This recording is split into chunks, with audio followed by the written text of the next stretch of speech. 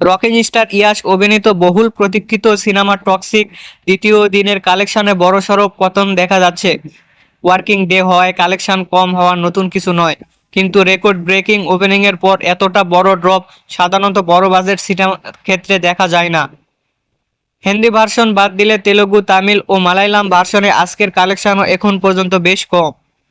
অন্যদিকে হিন্দি ভার্সনে self booking এর অভিযোগও পাওয়া যাচ্ছে। ইয়াসের নিজ রাজ্যেও আহামরি সাড়া ফেলতে পারেনি সিনেমাটি। লাইভ ডাটা অনুযায়ী ভারত থেকে এখন পর্যন্ত প্রায় 38 কোটি রুপি আয় করেছে সিনেমাটি।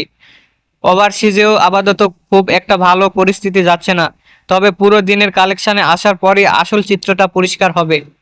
দ্বিতীয় দিনের ফাইনাল কালেকশন জানিয়ে দেওয়া হবে আগামীকাল সকালে।